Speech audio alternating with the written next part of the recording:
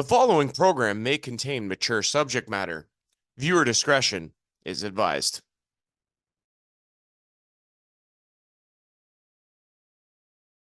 To those of you tuning into this episode of the WOSHL podcast, thank you. For those who are watching for the first time, welcome. The views and opinions of this podcast are mine and mine alone. They may or may not reflect the same views and opinions of the entire Western Ontario Super Hockey League, all people considered. However, that being said, I declare that I will continue to work tirelessly hard to bring this podcast to you. I will continue to deliver important information, highlights from any games that are streamed, and relay that information with honesty, with enthusiasm, with professionalism, and with integrity. I will do all of these things with the same care and dedication to the WOSHL League as I have done in the time that I've been involved with this senior hockey circuit. If you have any questions or concerns about anything I have ever said on here or while doing play-by-play during games, please feel free to contact me. Your host, Andrew Rogers.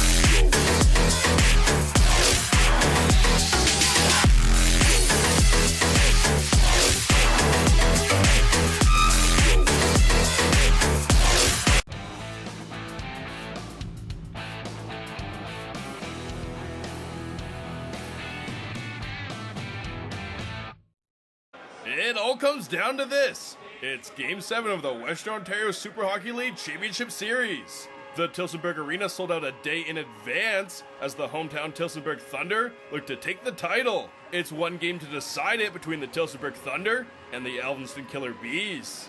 Brendan Feasy and the Alvinston Killer Bees able to rally on home ice in Game 6, return to Tillsonburg on Friday night for a winner-take-all matchup. Jumping into the first period, neither team able to break through early, but how about this bounce for Brandon Kudo? The puck pops right out front, and Kudo slams it home! It's a big bounce for the Thunder, and they take a 1-0 lead in Game 7. Later in the frame now, Jamie McQueen spots out Mike Rebry out front. Rebry goes between the legs, Mateo Lalama shuts it down, and we would head to the second 1-0 Thunder. Into the second now, and it's the Thunder picking up the pace. Braden Aubin is out front, but he's stopped by Lalama, and it stays 1-0 Tillsonburg. Lalama keeping this one close, but the Thunder would keep pressing. It's Kyle Baker out front for Spencer Hutchinson, and Hutchinson won't be denied! He makes it 2-0 Thunder, and they wouldn't stop there. A few minutes later, and it's the Thunder on the power play looking for more. Jamie McQueen throws it cross ice for Mitch Fitzmaurice, and it's bar down for Mitch! That's Fitzmaurice, 9th of the postseason, and the Thunder keep rolling. 3-0 Thunder now, and watch for the high forward. Mike Rebry sneaks in, and buries another for the Thunder. It's the Tillsonburg captain lighting up the arena, and extending the lead to 4. And the Thunder are running away with this one in Game 7. Still plenty of time to play for the Bees, and here on the 3-on-2, they look to spark a comeback. Brendan Feasy's shot is snatched up by the glove hand of Matt Sagrot. A good save from Sagrot, but he was just warming up. It's a 5-on-3 for the Bees, and it's Franco Sproverio wide open back door, but it's unbelievable for Matt Sagrot. Matt Sagrot coming up huge in Game 7. He keeps the shutout alive, and the Thunder would kill off the penalties. Into the third now, the Thunder leading 4-0, and here they are looking to make it 5. It's Mike Rebry across to Jamie McQueen, and the Thunder are up 5 in Game 7. All Thunder so far tonight, but the Bees wouldn't give up, and it's James McEwen getting Alvinston started. He finds the rebound, and it's 5-1. And a few minutes after that, it's the Bees off an ozone draw, and it's Franco Sproverio roofing it. It's a laser from Sproverio, and the Bees are back within 3. The Bees feeling a comeback, and it's the league's leading scorer, Brendan Feasy, adding to the late push for Alvinston. His shot bounces off a leg out front, and just like that, we've got a 5-3 hockey game. 5 minutes left in the third now, watch for the stretch pass. Franco Sproverio launches a puck down ice. Aiden Pruder finds it, controls, and finishes out front. It's 4 goals in a row for the Alvinston Killer Bees, and it's 5-4 Thunder with the Bees buzzing for a comeback. Moments later now, the Bees laying on the pressure, and here's Bailey Fry-Fogel from the point. Mitch Fitzmaurice, fearless in the block, kicks the puck out of danger. Final minute of the third now, the Bees with their net empty, and the rebound pops out to Franco Sproverio. Jamie Forsland gets in front of it, and the Thunder clear the zone. The Bees dump it back in, but they can't hold the line. And the Tillsonburg Thunder are your Western Ontario Super Hockey League champions. The Tillsonburg Thunder coming up clutch in Game 7 and holding on as they stave off the Bees' comeback and claim victory in front of the home crowd. Here's Captain Mike Rebry taking the trophy for a lap as the Tillsonburg Thunder take it in a thriller. 5-4 your final score on Friday night.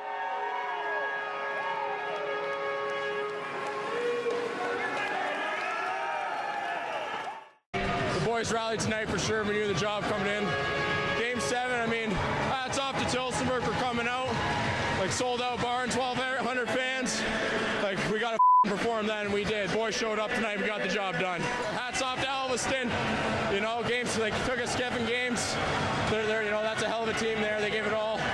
Made it close at the end there and exciting. That's WOSHL entertainment for you, though. Just happy we got the job done. We made it a little more interesting than I think we wanted it to, but in the end, we just we came in with the victory. I couldn't be happier. Can't even really tell you right now. I'm kind of blacking out, but all I know is all these guys came together and we just battled hard all year and we earned this thing. So let's go. It's my first year here, so it's a pleasure to be so successful the first time here, and I couldn't appreciate more of a warm welcome from all the boys here. It helped make things easy for me, and just a great team, great organization. An unbelievable group of guys that showed a lot of adversity, determination, and just, you know, when the going got tough, we got a little tougher. And I just, you know, I owe it all to these guys.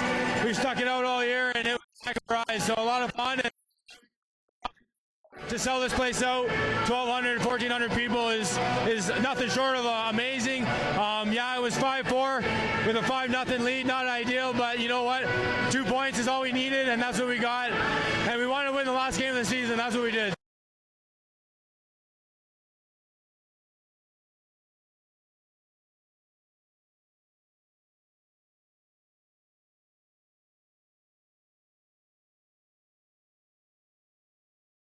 All right. Hello, everybody.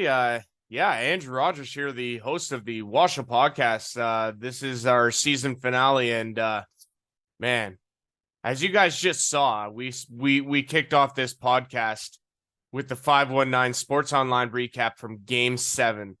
The Tillsonburg Thunder, your 2024 Super League Cup champions. And again, round of applause for the Tillsonburg Thunder. Unbelievable stuff. Third time's a charm. They are the Super League Cup champions in the third year of the WOSHL Super League. And, you know, again, it speaks to the testament of how much this league has come, how far it's come, considering in 3 years we've had 3 different champions, absolute transparency and growth. It's just phenomenal to watch. And just, again, hats off and congratulations to the Tillsonburg Thunder, who are victorious in Game 7, an absolute thriller. It came down to the final minutes of the game, and man, you know, in a game that was destined to be a blowout, Alvinston, got to give kudos to them. What a season and what a run in the playoffs. And it ultimately came up short, but definitely no one can argue that they didn't fight to the very end. And, you know, again, what a competitor. What an organization over there, and great things are coming for the Killer Bees, who've just improved year after year, and again showed their muscles in this playoff run, and ultimately came up short to a Tillsonburg Thunder team who, again, like I said, third time's a charm. Didn't want to have to see the opposing team hoist that championship on their home ice once again for a third consecutive year. And they made ensured that it didn't happen. But I was there for game number 7, and there for a lot of those games. Every game in Alvinston, me and Joel Campbell did the call. Kudos to Joel Campbell, did an unbelievable job in the playoffs. And I look forward to hearing what he has to do for an encore next year as the sole guy in Alvinston. And I think he's just going to do tremendous things. And he's really going to take it and run with it. And I'm excited for him. And again, it was just such a pleasure working with him, and I can't say enough good things about Joel Campbell. Want to give a hats off to Trey Hamilton and John Delaney, who did an unbelievable job in the WOSHL Super League Cup finals and all through the playoffs and all through the season for the Tillsonburg Thunder. Just a tremendous job, tons of professionalism there. And again, just couldn't have been happier for them that they were able to get that call for Game 7 and deliver on all accounts. And it was really a pleasure to work with them in the same capacity with doing commentating. It was just an absolute pleasure, and those are two of the greatest that you'll ever meet, and did an absolute bang on job for the WOSHL Super League Cup in year 3, and just fantastic to be a part of. But yeah, like I say, can't say enough of great things about this year's playoff edition in the WOSHL Super League Cup. I mean, from the battle for 8th in that play-in for the 8th spot, just phenomenal hockey there. And then the playoffs, every round, just an absolute banger. And really enjoyed seeing how it progressed, seeing how the league really has adapted and changed over the years, and just delivered on all accounts. All the series were just wonderful to watch, and really exciting and nail-biting to the very finish of it. And again, kudos to the Thunder for winning this year's edition of the 2024 Super League Cup Championship. For this edition of the WOSHL podcast, like I say, we saw the 519 Sports Online recap. Shout out to them and Darren Stevenson and his team for covering the WOSHL Super League, WOSHL Super League once again. Tremendous job on all of them, for all of them to come out to those games and do great work. And just again, thank you so much for what you guys do, and continue on with your good work as I know you will. For this edition, it's a season finale edition of the WOSHL podcast, and we have Trey Hamilton in an interview. It's just a great interview with me and Trey, and as well we have an interview with Jesse Raymond and Matt Sagrot of the Tillsonburg Thunder, the goaltending tandem over there, and that'll do it for this season, anyways, of the WOSHL podcast. But yeah, just before we do that, before we get into all of that, our interviews, and we also have a highlight pack of the Sporfy version of the WOSHL Game 7 Super League Cup Championship. Trey Hamilton, John Delaney on the call, made sure to get a highlight pack done of them doing that game and calling that game, and that'll come up for you in a moment here. First of all, though, we'll wrap with our graphics here, and as you guys can see, final bracket. Again, the road to the Super League Cup final was difficult for both teams, you could say. Alvinston having to go through Beast in Petrolia and Stratford, defending champs, to get to the finals.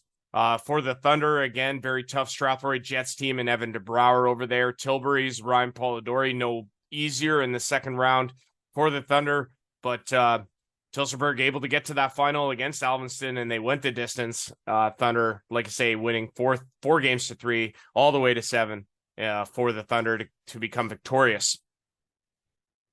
Final graphic, final leaderboard for the playoff leading scorers, and again, absolute monster performances from Brennan Feasy and James McEwen of the Alvinston Killer Bees. Feasy, 17 games, 27 goals, 22 assists, 49 points.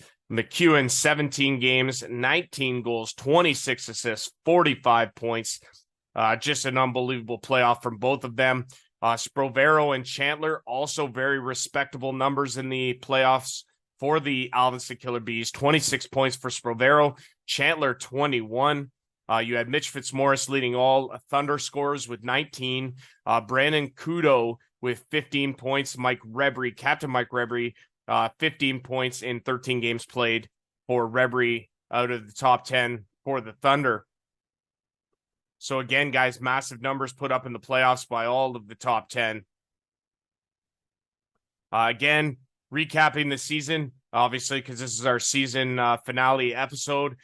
Stratford winning the Mighty Expedite Trophy for the league's top team, just barely edging out the Thunder based on the head-to-head. Stratford, Tillsonburg, 34 points apiece in the regular season. Tilbury in third, 31. Petrolia in the 4 with 30. Alvinston in the 5 with 30. Woodstock, 28. Strathroy Jets, 26. Elora, 22. Delhi, 19. Dunville, 19. And you had the Orangeville Blitz at 6 at the bottom. But again, good things are coming. This league has been so transparent and shown so much growth. I can't wait to see what all of these 11 teams have in store for Season 4. Just again, we'll go through these. Games played, we had 6 players play all 24 games in the regular season. Justin Chang, Jesse Ferguson, Bailey Freifogel, Sean Golubowski, Colin Martin, and Craig Wright. So congratulations once again to them for playing in all 24 games played this season. Leading scorers through the regular season, Kevin Hugh leading all players, 42. Chris Martin at Delhi, 23. James McEwen, 22. You had TJ Harris, Christian Polillo, both with 18. Sammy Benga, Dylan Denemy, Chris Donnelly, and Chad Herron, all with 17. And Jesse Ferguson rounding out the top 10 in goals with 16. For the assists, you had Christian Polillo with 39. Jamie McEwen with 34. Brandon Biggers, 32. Chris Donnelly, 31. Sammy Benga and Dylan Denemy, both with 29. Kevin Hughes, 27. Hunter Dubecki and James McEwen, both with 26. And then Austin Jennings at Tilbury with 25. The leaderboard throughout the regular season for scoring, Kevin Hugh finishing with 69 points on the season, 42 and 27. Christian Polillo, 57 in sole possession of second. You had a 3-way tie for third between Chris Donnelly of Delhi, Jamie McQueen of Tilsonburg, James McEwen of Almanston, all with 48. Sammy Benga, Dylan Denemy, identical point totals, 46, also goals and an assist. Chris Martin, 23 and 20 for 43. Brandon Biggers of Petrolia, 39. And Travis Winkworth rounding out the top 10 with 37. Obviously, you can't go a recap show without recapping our leading penalty minute getters throughout the course of the regular season. Yanni Skropoulos, 85, has that distinction from this past season. Brad Biggers of Petrolia, 79, along with Maverick Petrie of Stratford. Justin Murray was 76. Chris Martin was 74. Matt Fuller, 72. Sean Golubowski, 67. Brody Martin of Woodstock, 66. Delson Aventus with 64 of Orangeville, and Nick Beamer of Elora with 61. Final graphic that we'll throw up here to recap the season. Ryan Polidori finishing tops in goalies with wins with 14, went 14-5-1. Ben Edwards, 13-8. Zach Weir, 11-3-2. Evan DeBrouwer, 10-5-2. Matt Sagrod and Nolan DeConing, both 9-4-1. Colin Dunn, 8-11-2. Sean Parker, 7-5. Ben Blacker, 6-4, and Brandon Campbell, 5-3 to round out the top 10 in wins. You had also special shout outs here to Ben Edwards, 1,310 minutes played amongst leader amongst all goalies. You had Colin Dunn, 12-36, Ryan Polidori, 12-15, and Evan DeBrouwer with 10-35. Again, absolute workhorses and beasts in the nets for their respective teams. And just terrific stuff. Absolutely terrific stuff for that. And again, that's just our recap on the season that was in terms of the graphics for you guys to see. And just absolutely wonderful stuff. What we're going to do now is show you Game 7 highlights, courtesy of Sporfy, live on Sporfy, courtesy of VMF Sportswear and Apparel, the sponsor for this WOSHL podcast and all the WOSHL podcasts all season long. And like I say, commentators for this one, Trey Hamilton, John Delaney. Enjoy the highlights of Game 7 on Sporfy.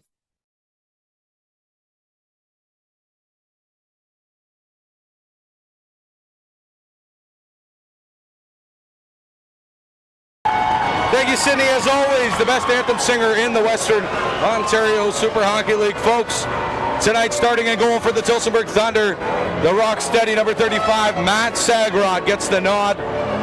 And for the Elmiston Killer Bees, a guy who got to start in Game 6.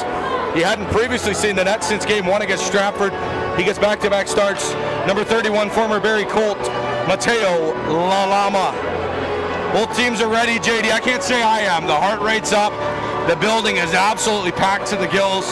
What are you looking for in a start from Tilsonburg to go out there and set the tone early? They have to start forechecking right off the bat. They have to neutralize McEwen and Feezy, and the rest should take care of itself. They need to stay disciplined, stick to the task at hand, play positional team hockey. No selfishness tonight. Here we go. Game 7. Thunder, Bees, we're underway. Tuning in, there may be some of you at the Copper Mug tonight tuning in. We're having a watch party there. We appreciate you guys who are watching tonight, and thank the Copper Mug, a top sponsor of the Thunder, for broadcasting the game tonight here in this pivotal Game 7. Forsland dumps it in. It goes all the way around the plate. Comes up for a Kudo. Score! What a goal! What a bounce! What a bounce! Thunder strike first! You gotta be good to be lucky, and you gotta be lucky to be good. Brandon Kudo strikes first. The Thunder, on a wild bounce, have the 1-0 lead.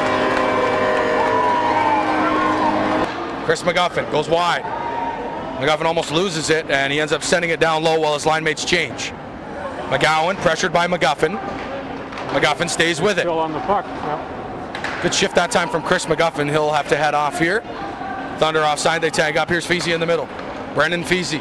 All he needs is an inch to score. He sends that one in wide. Bowers goes after it with Barletta. It's chipped up. Here's McQueen.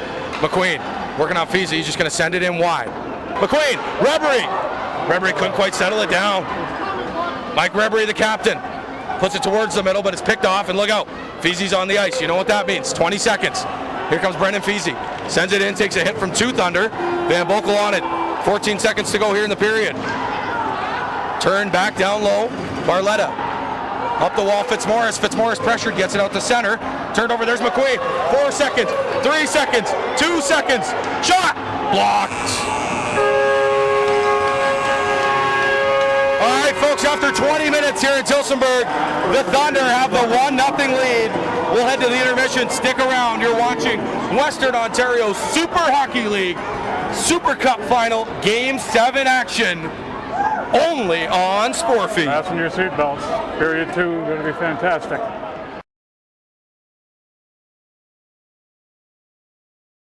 Which led to the Thunder goal. You know, those things happen. You can't take away from the play of any of the players on the ice tonight. Exciting so far, and I expect it to continue. Bees control the second period draw. Spovero in his own end. Fires across Johnson. Johnson loses that puck in that wet ice. He chips it up to center ice. McLean keeping a 1-goal game thanks to their netminder wearing 31 tonight. Yeah, wow. Well, so far stopped 15 of the 16 shots on the net. Zags has stopped all 9 of his, so in 17-18 to go here, 1-0 still your score. Baker on the draw with Chandler. Chandler wins it. In their own end, MacArthur fans on it, turns it over to Hutchison. He puts it down low. Tidgewell will be on it. Tidgewell comes free, but it's taken away in front. Forsyth shoots it high and wide. Forsyth down low, Baker. Baker spins in front. Spencer Hutchison! Thunder take the 2-0 lead. What a play, what a pass from Kyle Baker. Oh, baby, in honor of Bob Cole. Did you see that? That young man has really proved that he belongs in this league. Playing the puck. So. Chandler across, out of the reach of Freifogel, and instead it's Forsyth in the corner. He turns it over. Chandler. Freifogel for Perry. Thunder back to the power play. As JD just mentioned, there's a shot. Block, Chandler, and they're just going to kill some time. McGowan out to center ice.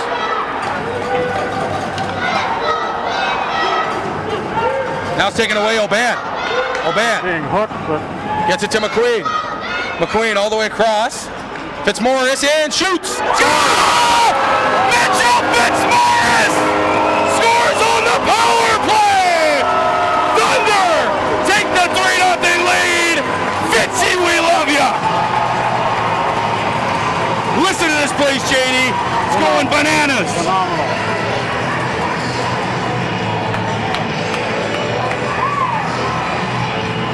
Hopefully those are all Thunder fans down by there outside of our bench. So 12:35 now to go in the second period. They smell blood with the llama in that water, and they want to go after it. Yes. McQueen wins the draw forward. Fitzmaurice in front. Went off a leg. Fitzmaurice taken down. Now it's turned over to McQueen. McQueen back towards the middle. Fitzmaurice for Rebery. Score!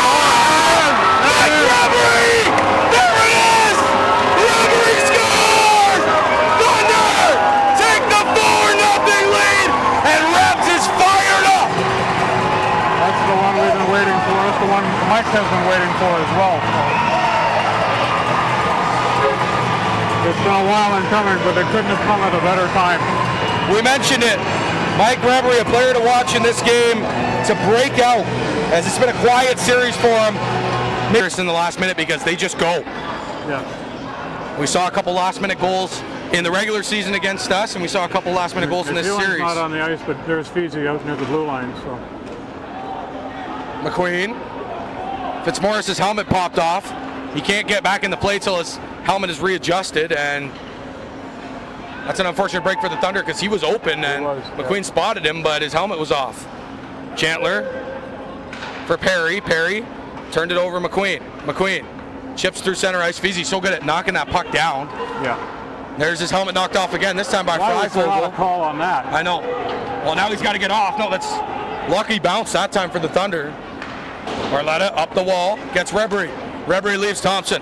Thompson in. Thompson makes a move, cut. Good stop, Lalama off the pad. Reverie turns that one over, and here comes Galveston the other way. They got 4 guys activated. But it's a great play by Barletta.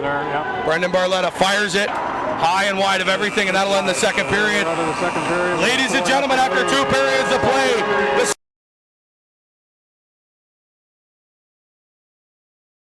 Tillsonburg, play smart, play hard, don't take a penalty. That's my biggest piece of advice. Keep this at 5-on-5. Just try and control your emotions. I know it's going to be tough in this situation, but you got to keep them in check and just keep playing the way you've been playing for the first 2 periods. Limit McEwen and Fiji's time and space, and the rest will take care of itself. We're ready. We're underway here in the 3rd period. Spovero takes that puck, stops up, backhand pass across Johnson. Johnson fires, tipped in by McLean. And 43's out there to take the face-off. So this is what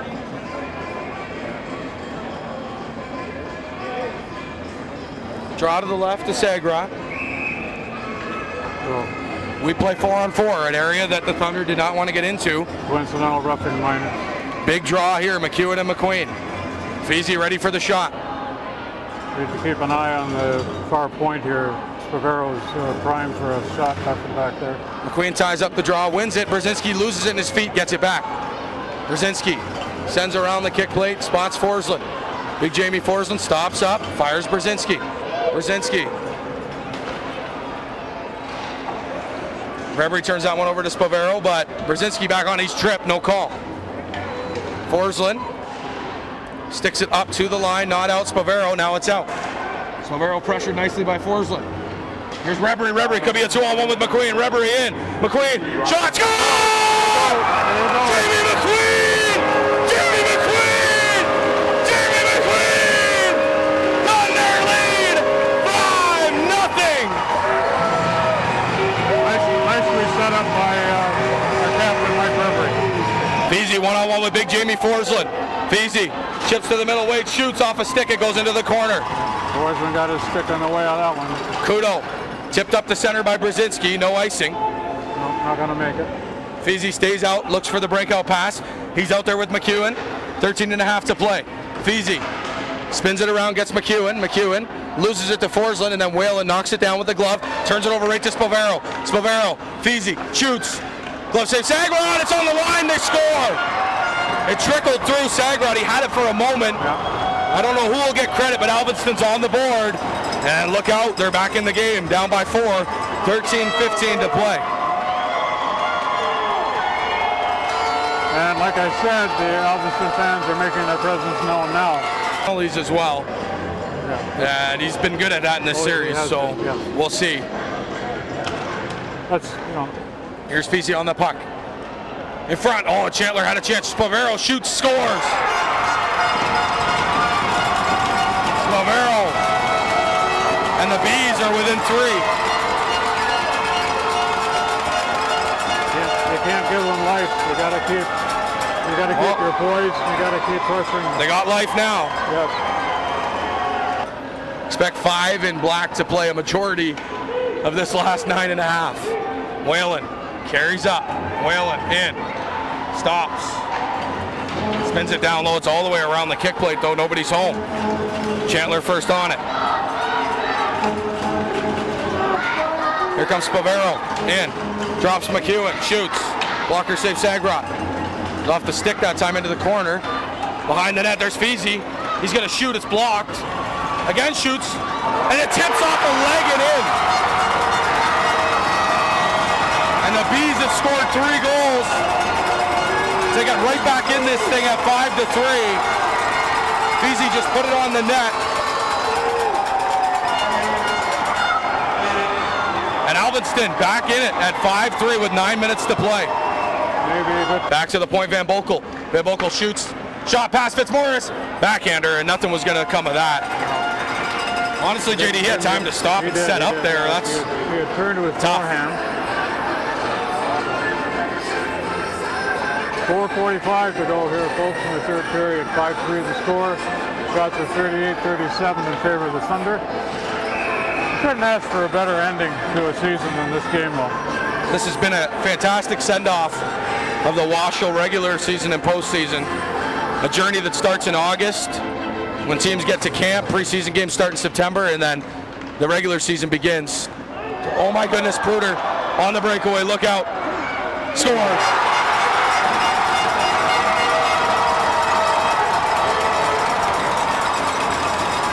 (5-4).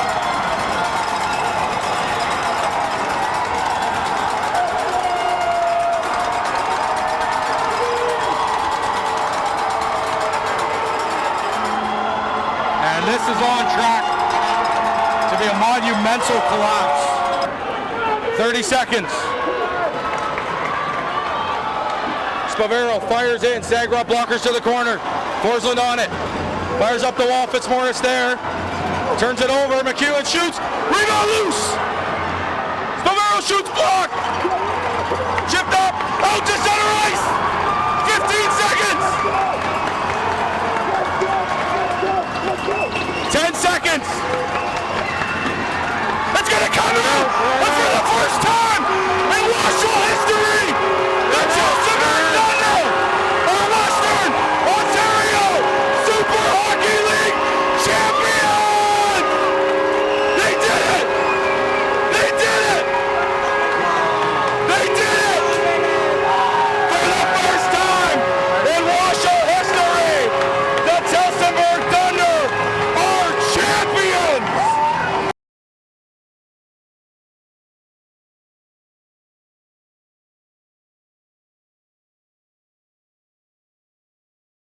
Yeah, guys. So once again, kudos to Trey Hamilton and John Delaney. And again, congratulations to the Thunder on capturing the 2024 WOSHL Super League Cup championship. Without further ado, we're going to go right into our interviews. And then on the other side, we'll come back and we'll wrap this episode and the season for the WOSHL podcast and sign off from there. But again, enjoy our interviews. You have Trey Hamilton coming up first, and then our interview with both Jesse Raymond and Matt Sagrot. Enjoy, everyone. All right, folks. WOSHL podcast. This is the season finale episode. I know we're not going to get more viewers than the Seinfeld finale, but we'll try. I mean, they set records. I mean, back in that day. But anyway, we got Trey Hamilton, commentator for the Tilsonburg Thunder. Did a tremendous job in Game 7. So hats off to you, buddy. You really took the spirit of the thing and really ran with it well. Great job in Game 7. And obviously, again, congratulations to the Tilsonburg Thunder, 2024 Super League Cup champions. When that's said, has that sunk in for you yet, or are you still in the moment? Yeah, honestly, Raji, first of all, thanks a lot for having me on. Obviously, I really appreciate it. This is, I've been a guest on your show quite a few times, but the feeling's a little different this time, obviously. It hasn't quite fully set in, I don't think, being a committed fan, a diehard fan of this team, and then going to being in the booth and calling the games. You always think everybody for their own prospective team is going to think that they're going to be champions that year because that's the goal. You wouldn't even play if that wasn't the goal. And then to actually see that clock ticking down the final 10 seconds and getting to be the guy to call it and having to scream, literally, I'm sorry to the fans at home. I know my voice was loud, but you guys have to understand it was, you were there. It was loud in that building. I couldn't hear myself think. So to go from that and having the team actually invite me out on the ice and get to hold the trophy and get the hat and all that. It's been awesome, man. It's been a ride, and the ride's just getting started. It's going to be, I'm sure, a very entertaining summer for the group of us here in Tillsonburg. Yeah, no doubt, absolutely. And again, as a fellow commentator, I know I've been in that play-by-play position before. Last year, I had the privilege, if you will, of being in the commentator spot, in the color commentary spot last year with Gavin for a game 4 against with Stratford Tillsonburg last year. So that was quite a cool experience for me to be able to enjoy a championship game and have the season end on it. I want to ask you about the emotions you were going through though, because that was a wild game 7. I mean, it was it was night and day. That was crazy. It was wild. And you know what? Right from the opening puck drop before the game even started, I had made a comment on the air that I think everybody in the building and at home's heart rate was up in the 130s. And I think by the end of that game, I was in the crazy 170s, dude, because it was, the elation of, and it kind of told the tale of the Tillsonburg Thunder season. In one game, it was like a microcosm, to get the 5-0 lead. It kind of compares to that, the 12-2-1 start they had. They locked up first place, it looked like, from like midway point in the season. And then Alvinston starts climbing back in it, and it's 5-1, it's 5-2. It's kind of that mid-season slump for Tillsonburg, and then Alvinston gets to 5-4, and that was Tillsonburg's last game against Alvinston, the 3-2 finale that you and I did. That was kind of the picture of it, where it's like people started to doubt them. These guys have 5 straight losses. They had first place locked up. They let Stratford get back into it and take first place. And then, the last 3 minutes, our best defenseman defensively, Jamie Forsland, takes a penalty of puck over the glass, like the worst penalty to take. It's the hardest one because it's an automatic call. Right. And then you're shorthanded. You have Feezy and McEwen, the giants, the Goliaths, the juggernauts. We were David, they were Goliath, 40 points each, incredible playoff run. And they go on a power 49 play. for Feezy, 45 for McEwen. Unreal. They go on that power play, and then you know what? Those last 3 minutes were the telltale of the Thunder playoffs. Lock it down, play hard, play physical. Do not get trapped in the moment. You know what? Make the smart play. And they didn't allow Alvinston's last minute power play to get set up properly. Sagrot made a few big stops throughout that game and in that power play situation. And then, ironically, big Jamie Forsland comes out of the box, blocks a shot, and then it comes out, and then it goes around the plate from McEwen dumping it in. Oban and Forsland combined to chip it out to center ice, and that was it. And it was just kind of, like I said, a microcosm of the season in one game, and it couldn't have been better. The script, I don't know who's writing these scripts. I don't know. I got to meet this guy, but he did a pretty good job this year. So, I mean, yeah, for entertainment value, I mean, what is it? How could you not be emotional about hockey, or are you not entertained? Those are two great key phrases of that game 7, being there, sitting there on the stairs. I mean, the atmosphere was wild. It was insane, man. I don't know if you've ever seen anything like that in senior hockey. I know you've been involved for years with going back to WOAA and now with the WOSHL. I know I'm pretty new to senior hockey. I did grow up watching a few Squires games in Petroleum. We know those crowds get rowdy, and coming down here to Tillsonburg, and you had the Vipers and doing the teddy bear toss and all that stuff. I have never seen anything like that. The amount of people, the crowd, the back and forth, how loud it was. Like, it was an atmosphere that I know from being the broadcaster and getting to verbally relay what I was seeing to the fans at home. The players were playing nervous for that first 10 minutes. Neither team even knew how to handle it, because even guys who had played high-level junior hockey that were out there, guys like Sparvero and guys like Spencer Hutchison on the Thunder and Brendan Barletta and some of these guys, even McEwen out in the East Coast League, they saw crowds, but they didn't see the passion that we got to see. Like, that was 2 small towns coming together, meeting in one place, winner take all. And I mean, you can't replicate it, man. It was awesome. It was so cool. And I mean, again, talk about emotions being all over the place. The first goal of the game, man, like what the hills were alive in Tillsonburg or something like that, right? It was insane. A dump in from aforementioned big Jamie Forsland, who, by the way, matched, I believe, his season total in points in literally the last 2 rounds. Game. Defensive defenseman through, he dumps it in. Lalama comes out to play it, and you got to feel for Lalama. He played 3 games in the postseason, and one was against the defending champs, and the other 2 were against the now reigning champs. So it was like a not easy situation. He doesn't know the boards in Tillsonburg. I'm sure he's never played there unless he did play tournaments when he was a kid. I didn't ask him, but he comes out It bounces off the stanchion, somehow goes directly in front of the net, it's and a there's perfect pass. Like, Brandon Kudo oh, with the tap. And like, oh, how yeah. else do you set the tone, right? And I think Alvinston and Tilsonburg both reacted according to from that goal, because the rest of the first period was pretty tight knit. Yeah, it And was. the second period, then things started to kind of jump into gear. And then I'd say obviously Tilsonburg won the first two periods. I'd say Alvinston won the third period, but you got to win 2 out of 3 periods at least to win a game. So Well, and that's just it, right? Yeah, that second period there where it seemed like Tilsonburg couldn't miss. yeah. And it really all fell apart for the Bees in that situation. And I was saying to fans on my way out after the second intermission, there was a few Thunder fans that were already high-fiving me and, oh, we're champions. And I said, no. I said, this team Yeah, in not over yet. Elvinston can come back from any score. And Oh, yeah. and I know I'm not Elvinston's favorite person down in the town of Elvinston, but I can give you guys credit where it's due. They had a Absolutely. heck of a hockey team, and they did not go away. We looked at it today, Raji, on Elite Prospects. You can look at the average age of teams. Tilsonburg and Stratford, Laura, some of these teams, they're averaging up around 29 and a half, 30, 31 years old. Yeah. Alvinston's average age, if you could rough guess, what would you think it would be?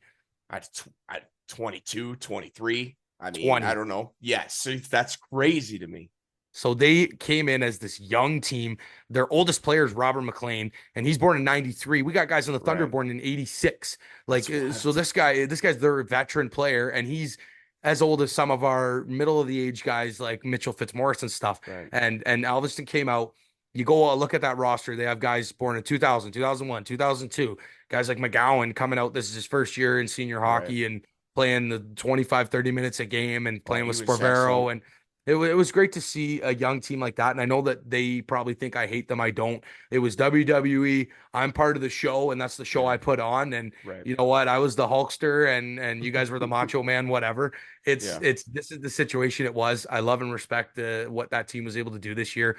And don't hang your heads, because if you look at that average age of 20 years old, the rest of the WOSHL should be scared, because that means they're going to be around for years to come. So they'll be really good for years and years. I agree with that statement wholeheartedly. Yep. Well, and so let's I guess we could start singling out some guys here. I know I was going to make a joke. Mike Finley really drives up that average age for Tilsonburg, but it's great to see the vet get a championship. You know what? Right when I saw the lineup released and I saw Big Finn, we call him Big Finn here in Tilsonburg, or Finns, yeah, either way. When we saw Finns in the lineup for the game 7, we just had a good feeling, because you know what? Yeah, he doesn't have the foot speed he did when he was younger, but what he has is the passion and the leadership factor that you can't replicate. And what we have on our team for young guys, Kyle Baker, Schmaltz Cup champion last year, Austin Forsyth, captain of the Norwich Merchants, Kyle Brzezinski, assistant captain of that Merchants team. We have good young players that came in, and I remember us talking earlier on in the season that how are these young guys going to adjust to the senior hockey game? And guys like Mike Finley, at the ripe old age of what he is now, at 37, I believe he's at, maybe even Finn's 38. I can't even remember. Mike, hey man, I'm 37, so be careful now. I'm not gonna go any further than that. But to have that leadership factor of a guy like Finn, even a guy like Jamie McQueen at his age as well, Andrew Whalen, Chris McGuffin, some of these guys coming in and being able to help mentor, and even guys like Brandon Kudo, you know, he's not a spring chicken, but he's still got that skill level, but he's able to come out, and these guys were able to help teach these young kids the senior game. And I think it translated well. And I think that's maybe one of the areas where Alvinston did lack in that situation, was that they had, I understand you got a guy like Scott Case on the bench. He's going to do his part in teaching these guys that game, but excuse me, sorry, they didn't have a ton of on ice leadership in that sense outside of guys like Robert McLean. You're letting a lot of these young guys go out there and run the show. And I think that the veteran presence of Tilsonburg is what ultimately did win the series. But don't look at it either way, because Raji, outside of 2 minutes of hockey in game 2, that whole series was a 1-goal series, basically. It was so good, so entertaining from start to finish, 100%. I also thought it was interesting how goaltending kind of played a big role in how this series came out. Obviously, Matt Sagrot, you can't say enough great things about him. He had a really tremendous playoff, finished second in playoff wins with 8, one behind DeKoning with 9.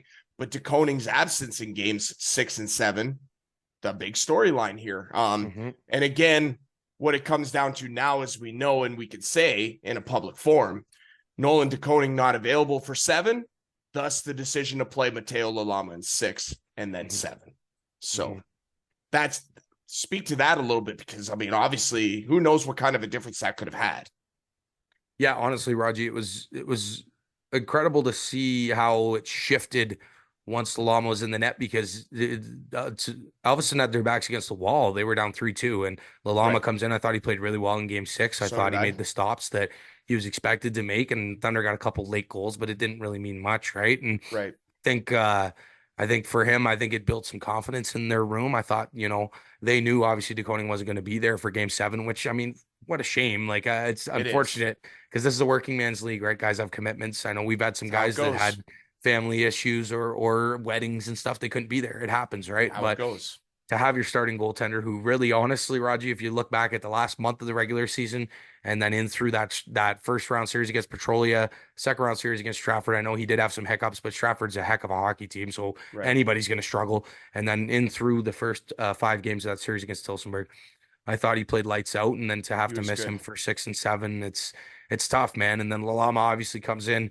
and it's not like he played poorly in game 7. I think that there were a couple goals maybe he would have wanted back, but 100%. It doesn't matter, because at the end of the day, he made some huge stops. That one big glove stop when things could have got out of hand. Tillsonburg could have had 6 or 7 goals in the first 2 periods, and he held them in there. So, I think goaltending did play a huge factor in this matchup, but I think the consistency and the ability of Matt Sagrot really is what helped push Tillsonburg to that next level, because without Sagrot, Jesse Raymond is a heck of a goaltender, but can I confidently say that without Sagrot, we would have won the championship this year? I honestly can't say that confidently.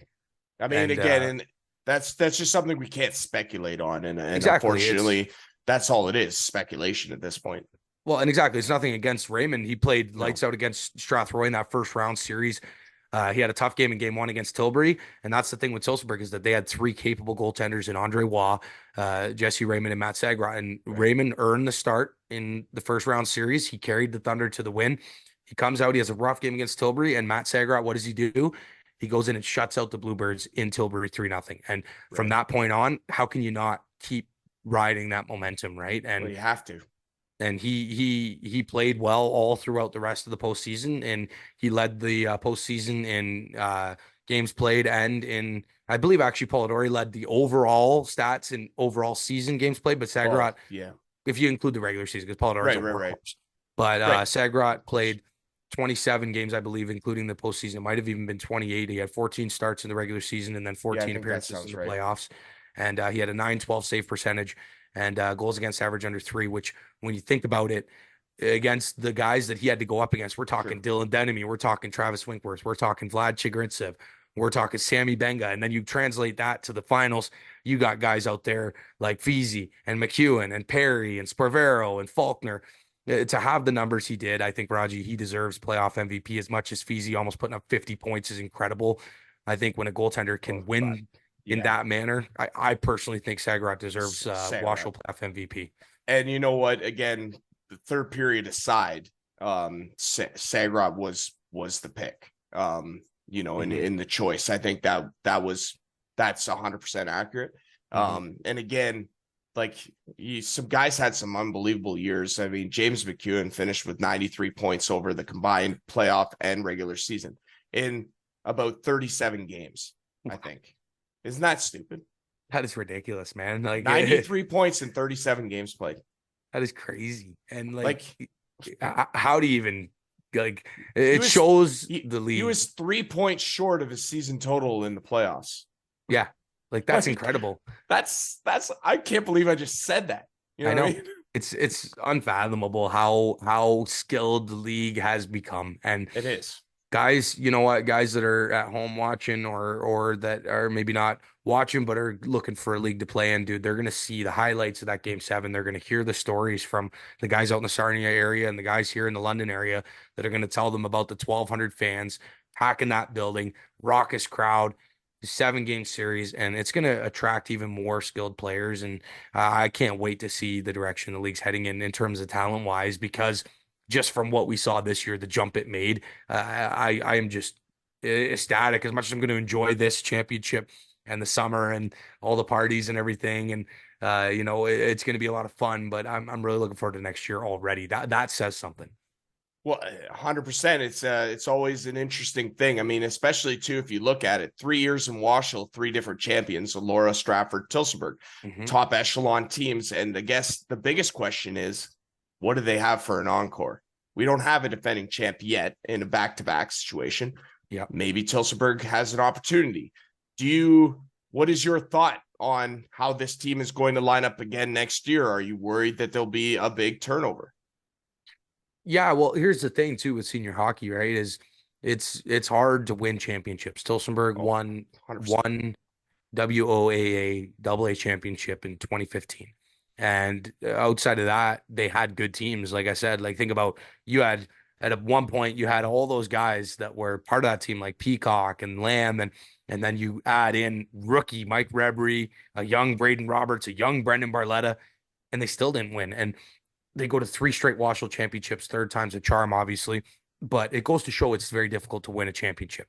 Right. That being said, how many of these guys that are in those late 30s are going to have won this championship, realize it's a working man's league, they got kids, they got wives, they're tired, they won, this is what they play for, they got the opportunity to win it.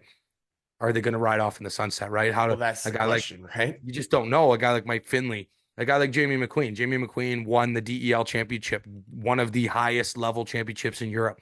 He comes here. He wants to play hockey for a few more years. He plays with the Thunder last year, falls in love with the organization.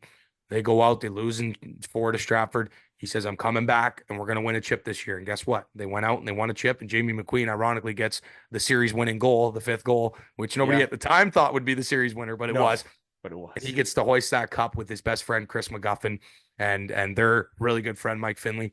Those 3 guys are all getting up there. Are they going to pass the crown on to the next generation? Yeah. And what's the impact of the young guys like Kyle Baker and Austin Forsyth and Kyle Brzezinski and Colton Wyzek, these young cornerstone players that Bill Ryan brought in, Braden Alban? How many of their buddies are going to see the blast their friends had this year and are going to want to come play, right? So I do know senior hockey traditionally has a pretty high turnover rate, so we could probably expect the same thing. Like I know the Thunder only had 14, 15 guys return from last year, and they went out and won a championship. So am I expecting that? I think that Tilsonburg will attract some talent because of the championship. I know Stratford brought in a couple guys because of the championship, but again, Stratford has their core, right? And I think Tilsonburg's going to have their core, their Rebries, the guys that have been there for years, and then now you get these new kids. I'm intrigued to see. I don't know as of right now if I can say we're going to be better. No, it's fine. But I do know that Kudo, Thompson, these guys we brought in, Oban, Hutchison, Whalen, if these guys fall in love with the organization the way that they've been verbally telling me, and they come back and we add a little bit more, I think the rest of the league does have to watch out. Hey, no, I agree with you. It's a tough question to pose, but it's just one that's like, you can't help but think about it, right? Because that's just the way life is. Exactly. Obviously, when guys get older, their bodies kind of wear down, and it's just like, how many years can I keep doing this? Obviously, the love of the game is not going to go away, but you want to go out on top. That's the kind of the dream, right? So, and again, I think this league is in great shape. And after 3 years, the amount of growth that it's experienced has been tremendous. And I can't wait to see what it's got for year 4. Every team's going to keep improving. I agree fully. And look out for the young teams. Like we said, the Alvinstons to keep getting better. Look out for the veteran teams like Petrolia that are now going to have to learn that you can't just run back the same guys every year and expect to win. Look for a team like Tilbury, man. They could be an X factor. They have that whole Windsor area. If they stay in Tilbury, if everything goes smoothly the way they want it to go, I could honestly see Tilbury being an early season favorite to win the WOSHL 2024-25 championship because they have arguably the best goalie in the league. They have a leader in Dylan Denemy. If they can just iron out some issues that they have, whether it's behind the scenes or on the ice, if they can bring in a few depth pieces, I can see a team like Tilbury bidding for their first WOSHL championship next year.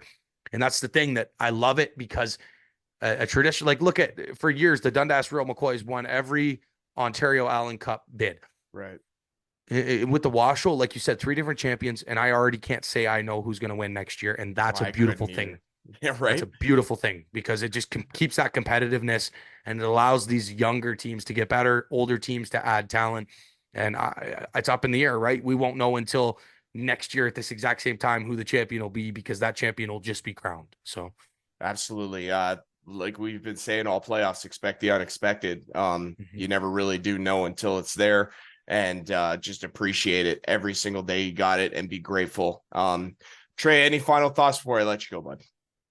Yeah, for sure. I just want to say thank you to you, Raji, for doing a great job this year as always. And I want to say thanks to the Tillsonburg Thunder fan base for being there, backing us throughout the whole season and getting behind the boys there in that last game. And congratulations to each individual on the team this year that played a huge role and was able to be part of a championship team. And for the rest of the fan bases out there, keep grinding, keep working hard. Buy your own drums. Bring your, like, I know Stratford, Tillsonburg, we got drums. We bring the fans. We get loud. Alvinston packs 1,000 people in that building. Let's see the Strathroys. Let's see the Delhais. Let's see the Dunvilles. Let's see whoever new teams might join the league this year. Let's see you guys get out there, back your teams, because I can promise you, after talking to our guys and after talking to some Stratford guys in the offseason, that the fans play a huge role in what motivates these guys to push themselves to that next level. And if you guys want to see your local team win a chip, go out there and do your part. Let's get loud. Let's get behind the teams, and let's continue to push the expansion and growth of the Western Ontario Super Hockey League. Because right now, oh baby, we're heading in a good direction. Love that Bob Cole tribute. Appreciate that. Trey Hamilton, commentator of the Tillsonburg Thunder, joining us on the WOSHL pod. Thanks, Trey. Appreciate it. Thanks a lot for having me, Raji. You have yourself a great night. Take care.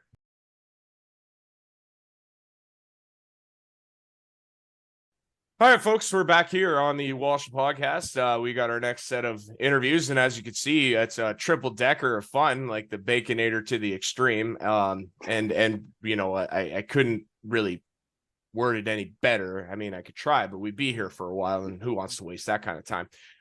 We have a pair of tenders of the twine, and Matt Sagrod and Jesse Raymond of the Tillsonburg Thunder, now 2024 Super League Cup champion Tillsonburg Thunder. Boys, it's been a week. Like, has this set in fully yet, or is it still kind of percolating? Jesse, let's go with you first. I gotta say it's definitely set in. But seeing the different faces throughout the week at work and stuff like that, those that have brothers on Alvinston, friends that live in Alvinston, it's kind of nice not being chirped by them anymore. Now is the time where they say, yeah, I can't really say much more other than congrats. So it's nice to hear that. I've had a lot of people ask if I played, and I just told them, I said, hey, I'm just glad I contributed at least something this year, considering I didn't know what was going to happen. Right. But to finally win it after, I think, 8 seasons of senior A hockey, it feels pretty cool. Yeah, absolutely. And obviously, yeah, with the injury troubles and everything else, this one's got to be pretty sweet for you. Oh, absolutely. Yeah. Sags, what about you, buddy? Congratulations, obviously.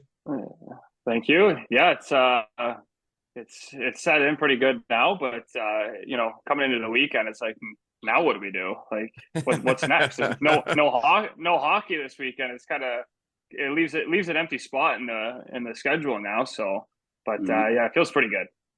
Yeah, absolutely. And I mean, guys, like you guys had, so Sags, obviously, what a game 7. I'd said this to Trey Hamilton, like, talk about every emotion that you could possibly have in the heat of from game start to game finish. Like, were you feeling that in the nets? Well, absolutely. We're riding a high at 5-0. I don't think you could have felt any better than that. And then, right. They get the first one, okay, 5-1. They get the second one, okay, 5-2, 5-3. Then you're like, oh, like this is real now, kind of thing, right?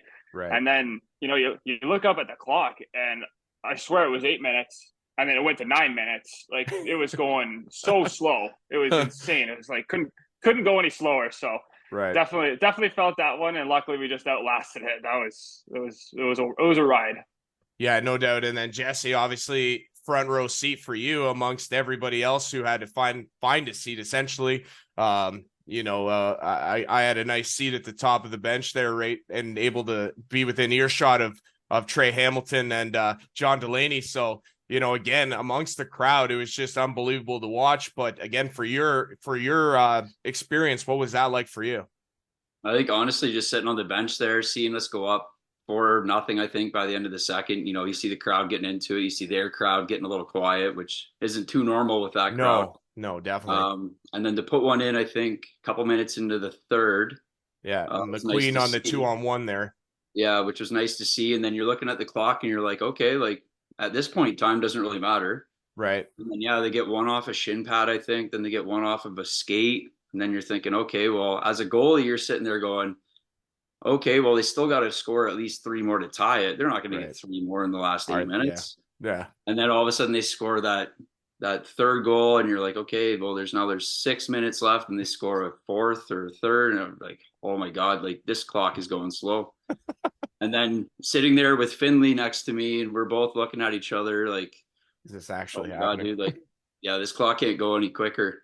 And then give him a power play with 2 minutes and 30 seconds left at the end there, where I'm just sitting there going, oh my god, guys, please kill this off, because we know they like to score the late goal with a second or so left. So I mean, to see us finally kill it off, and then seeing it tick down for the last couple of seconds was pretty cool.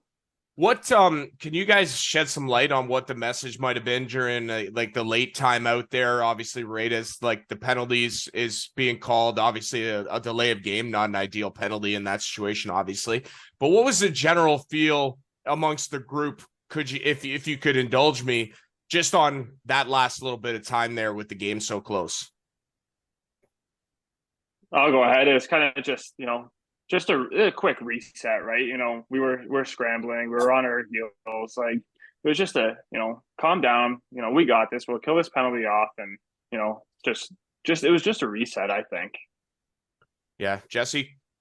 Yeah, pretty much. I mean, Sags came over and we talked a little bit. I honestly couldn't even tell you what was said.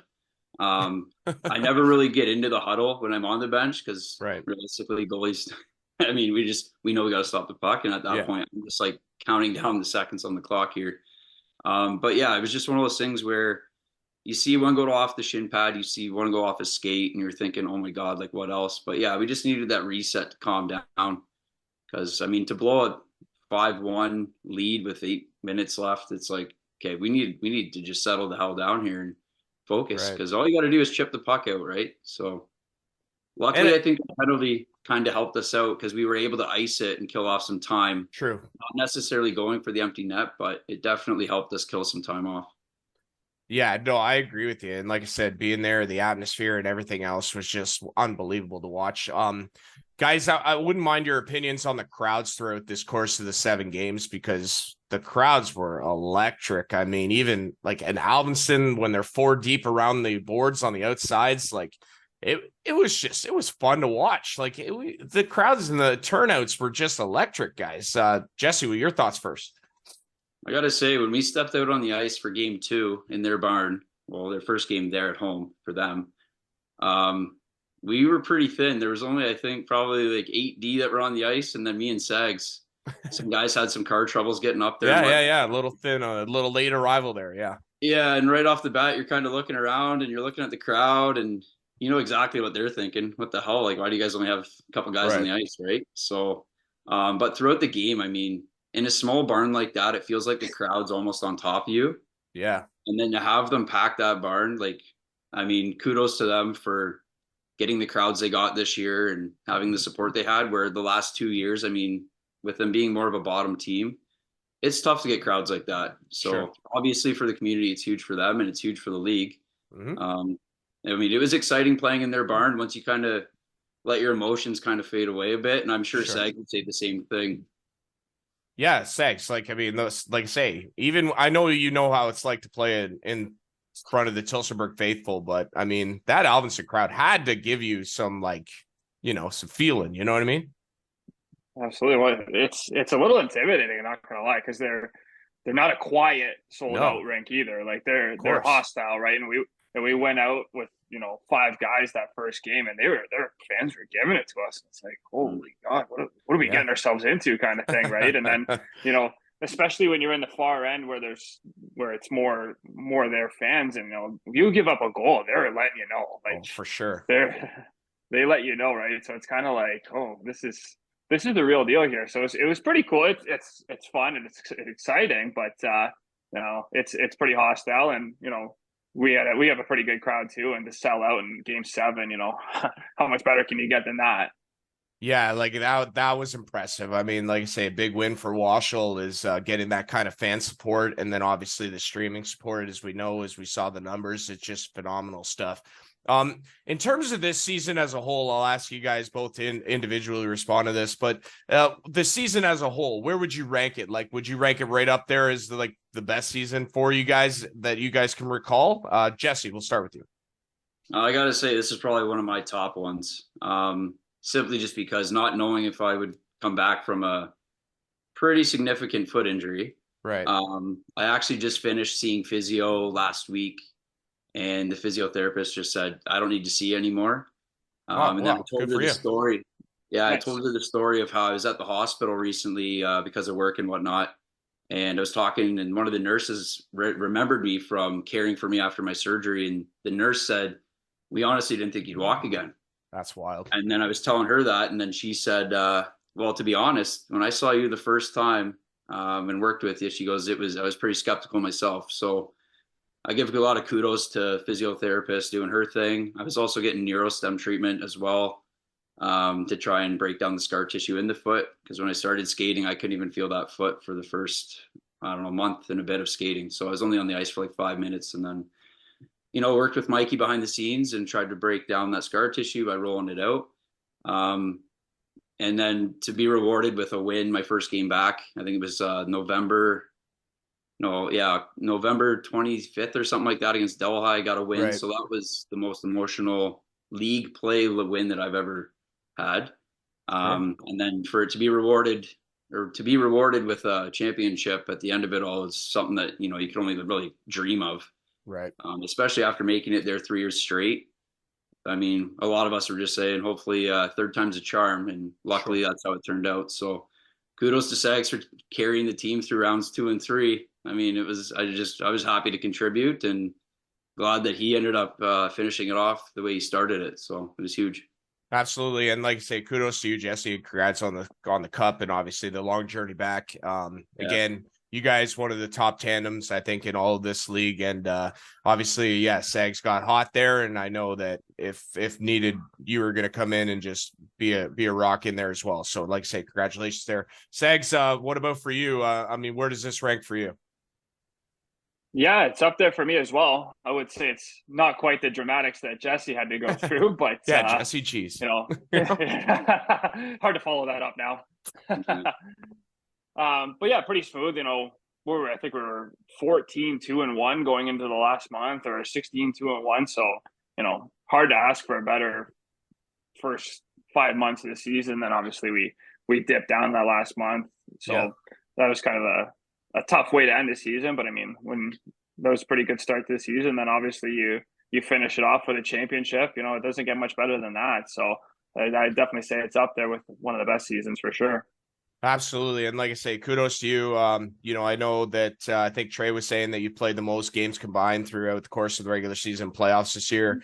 I know you also finished second in playoff wins with 8 to DeKoning's 9, but I think he may have played more games than you. I think that might have contributed there. Either way, still an impressive postseason for you and an impressive season as well.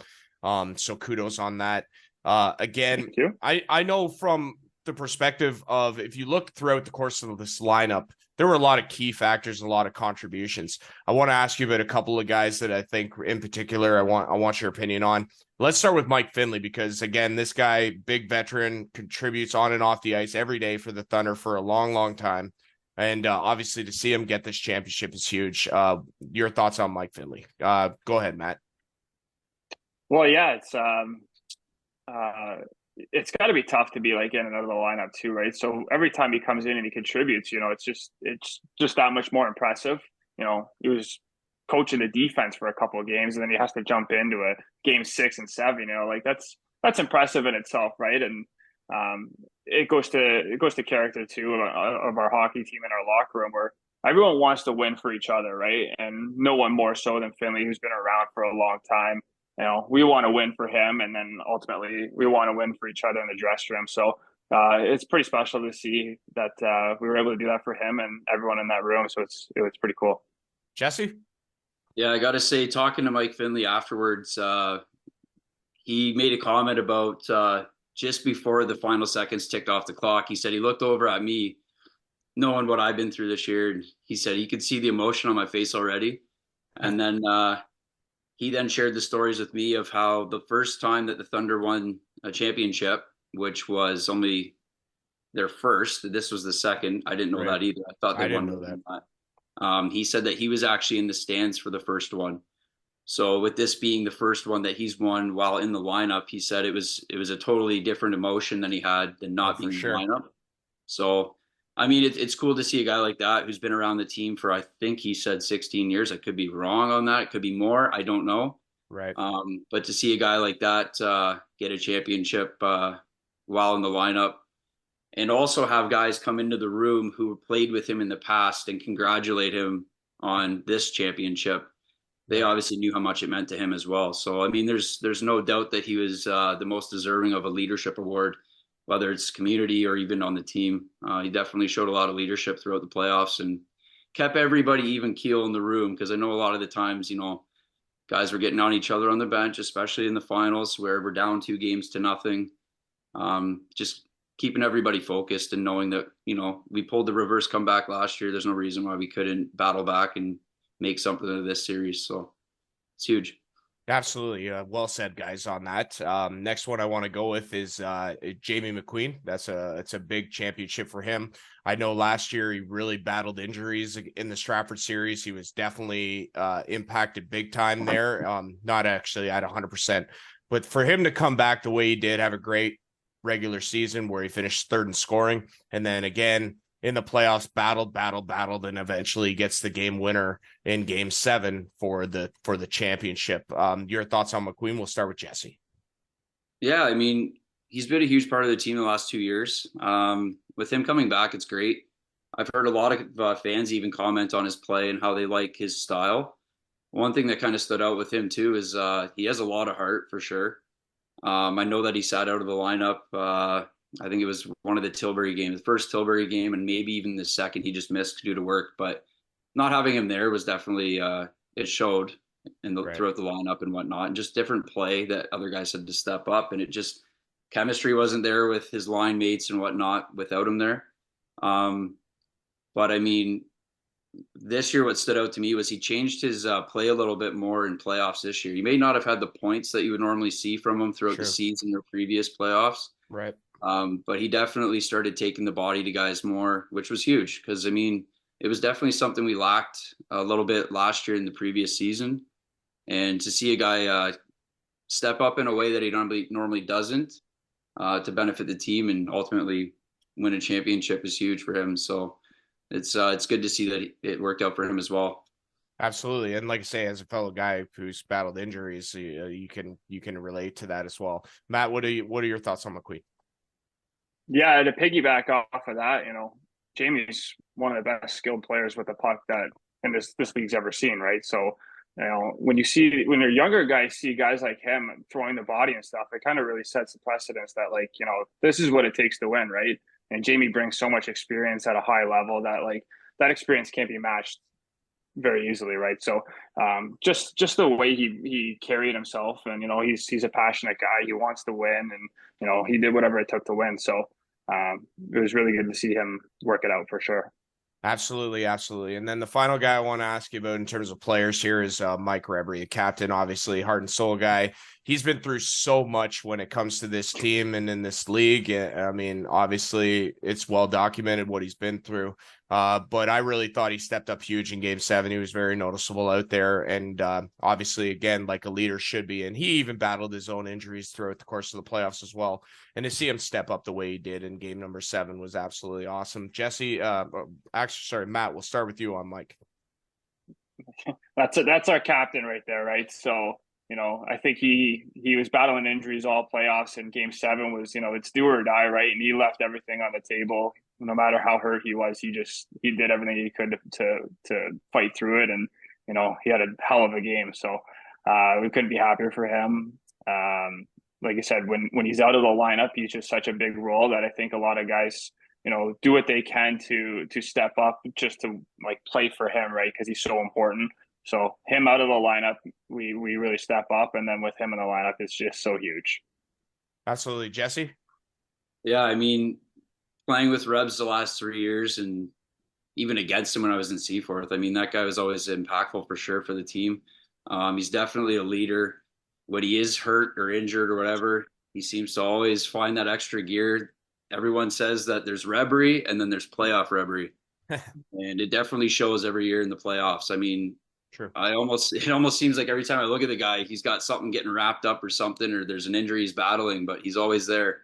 And the only thing that will take him out of a game is maybe a stick to the eye like last year in game 1 against Stratford. So I mean, Right. it was nice that he was able to finish the round off in the full playoffs. It's kind of like Sags was saying, when he's out of the lineup, guys definitely step up and we seem to get the job done. And it's kind of reminding me of like the Leafs right now. So they're without Matthews. Okay. When I Matthews wasn't is there, sure if we were gonna bring that up, but well, when Matthews is there, I mean, sure, the team's great. He puts up points, but then even with Matthews out, like he was the last 2 games, and I think this goes back to game 3 and game 4. I think Rebbery missed game 3 and game 4, and we were able to pull out 2 wins to tie the series up. So, yeah, I mean, we have a deep lineup, and he definitely is an inspiration. A lot of guys on the team, especially the young guys, they see what he does when he's injured, and then these guys are healthy. When he's not there, they step right up. So it's huge.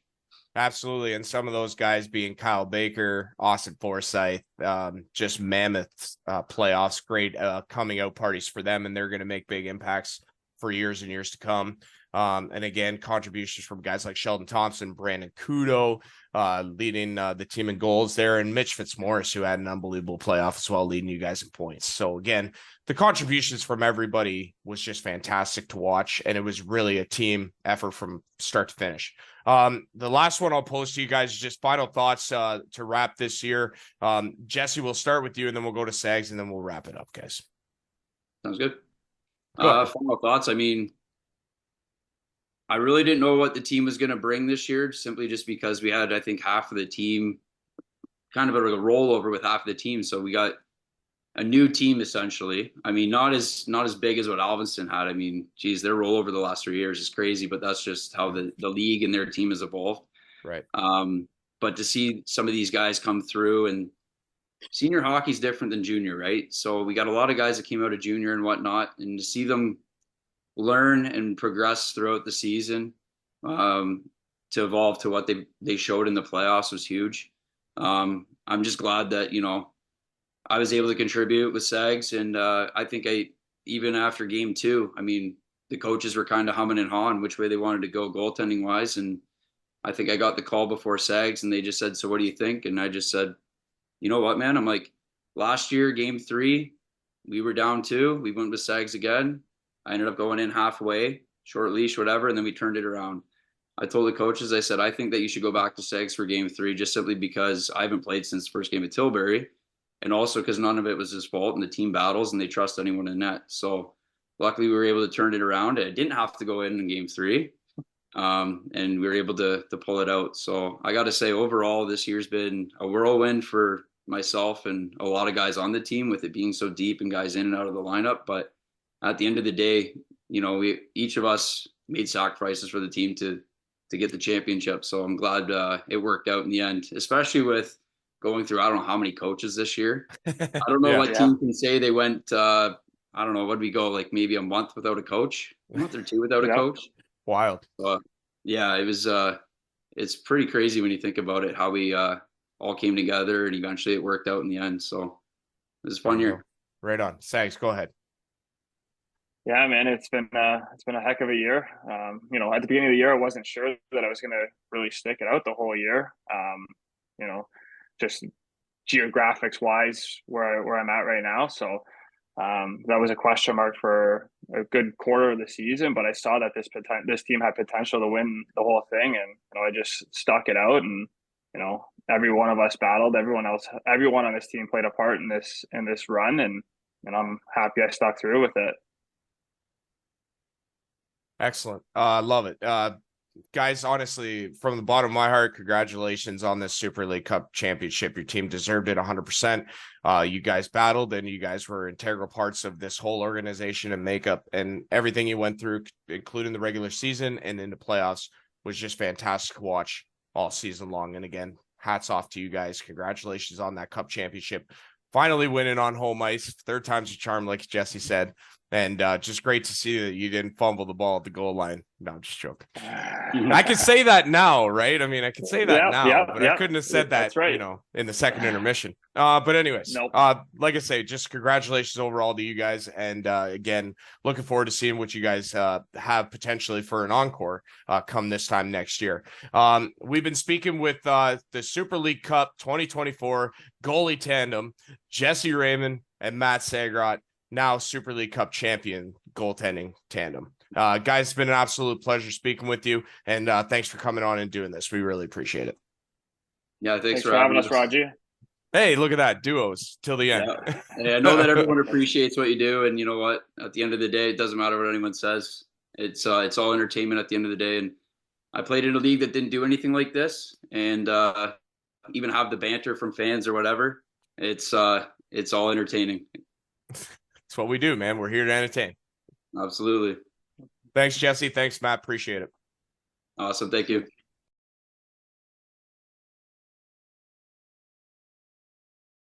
Yeah, guys, once again, I want to thank Trey Hamilton and Matt Sagrot and Jesse Raymond for coming on and doing interviews with us for this season finale episode of the WOSHL podcast.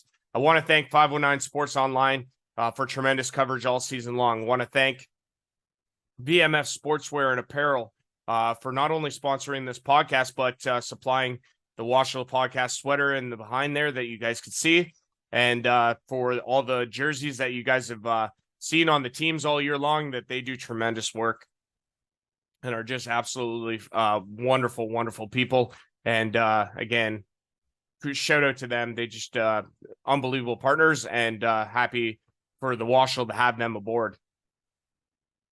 I want to thank Bill Ryan and JB Petrie for all their hard work, and everyone in behind the scenes that make this league, make every team just function and be great.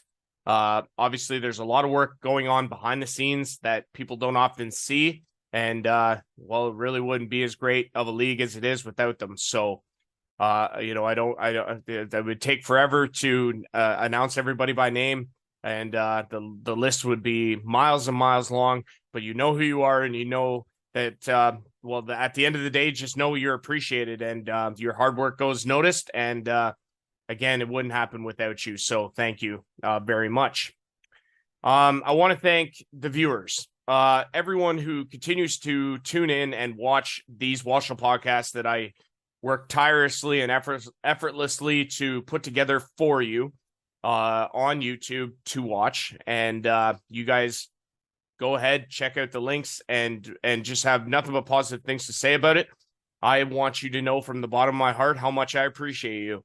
I really do. And, you know, I listen, I see the comments, I reflect on those, and I really do. It means the world to me that you guys appreciate what I do. And, you know, again, anytime I'm out doing a game, or anytime that I'm in the setting or whatever, the kind words and everybody's positive, relaying to me about this just means the absolute world. And I honestly can't put into words how much I appreciate each and every one of you. I really do.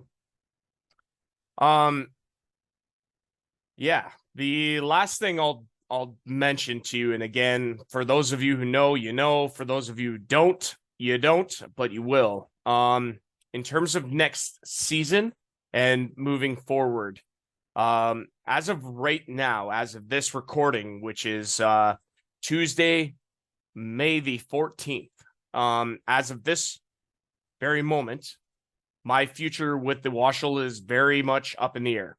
I have absolutely no idea what I'm going to be doing moving forward, whether it be doing the WOSHL podcast like I've been doing, or not doing the WOSHL podcast like I've been doing.